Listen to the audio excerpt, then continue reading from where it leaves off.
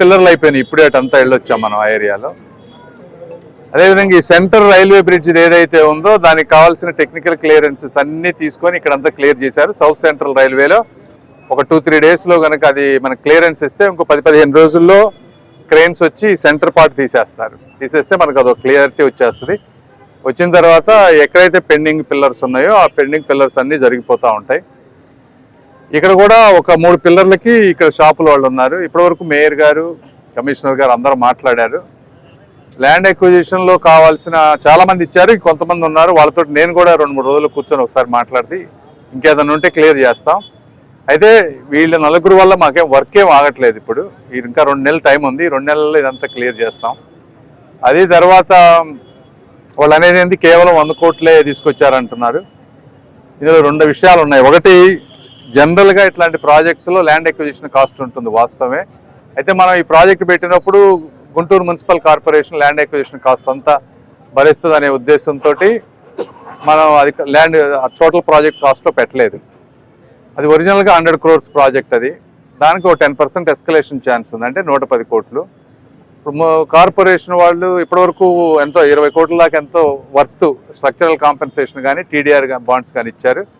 ఇంకా మిగిలిన వాళ్ళకి 30 కోట్లు వస్తుంది ఎస్టిమేట్ వేస్తే. మొత్తం అంటే 160 కోట్ల దాకా టోటల్ ప్రాజెక్ట్ కాస్ట్ వస్తుంది. కాబట్టి మున్సిపల్ కార్పొరేషన్ ఇస్తుంది అంటే స్టేట్ గవర్నమెంట్ ఇచ్చినట్టే అది 50 కోట్లు. సో దాంతో అది ఎక్విజిషన్ కంప్లీట్ చేస్తాం. సో ఇది వాస్తవాలు. ఇంతకు తప్పించి ఇందులో ఏమీ లేదు. ఆ రైల్వే వాళ్ళ పర్మిషన్స్ అవన్నీ కూడా తీసుకోకుండా చేశారంటున్నారు. అది కరెక్ట్ కాదు. రైల్వే వాళ్ళు ఏజెన్సీస్కి టెండర్స్ వేసి ఇవన్నీ చేయాలి.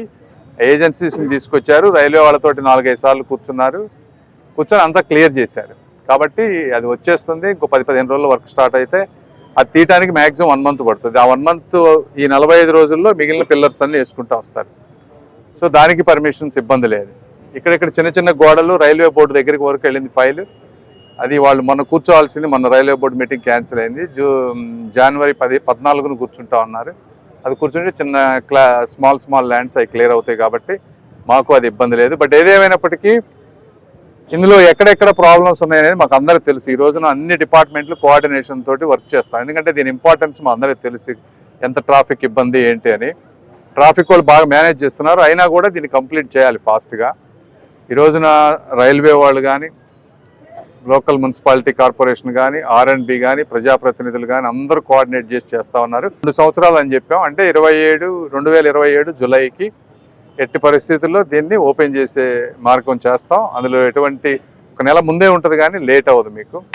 అది గుంటూరు ప్రాంత ప్రజలకి మేము ఇచ్చే హామీ. దానికి ఏమి చేయాలో అవన్నీ చేపించే బాధ్యత మీది. ఆ రోజుకి అవ్వకపోతే మీరు ఎన్ని మాటలన్నా నేను పడతాను, ఇబ్బంది లేదు. అప్పటి వరకు కొంచెం సహనంతో నమ్మకంతో ఉండమని మాత్రమే నేను ఈ ప్రాంత ప్రజలు కోరుతా ఉన్నాను. Thank you. ఉంది కదా. ఇప్పుడు అదే మీకు ఇంకోటి కూడా గుర్తుపెట్టుకోవాలి.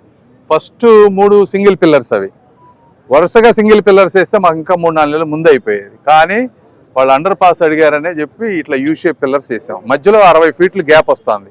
ఈ 60 ఫీట్లో ఫ్యూచర్లో అండర్ పాస్కి చేయడానికి అవకాశం ఉంటుంది కాబట్టే పెట్టాం. ఆ 2 అటు ఫౌండేషన్ తీసి ఇటు ఫౌండేషన్ తీయాలి. ఈ ఫౌండేషన్ తీసే పని లేదనుకో అసలు మాకు వీళ్ళతో ఇబ్బంది ఉండేది. సింగిల్ పిల్లర్ వాళ్ళు అడిగారనే 4 సార్లు అడిగారనే అండర్ పాస్కి పర్మిషన్ పెట్టబట్టే ఈ రోజున ఇది ప్రాబ్లం. లేకపోతే సెంటర్లో పిల్లర్ వేసుకుంటే అసలు ఇబ్బంది ఉండేది ఏముండేది మాకు. అన్నీ కావాలంటే ఎట్లమ్మా? ఇప్పుడు ఉండే ప్లేస్ ఇది. ఈ చిన్న షాపులు పోతుంటేనే ఇబ్బంది పడుతున్నారు. ఇంకా వెడల్పు చేయమంటే ఎట్లా? ఇళ్లలోకి వెళ్ళి కొట్టాలి.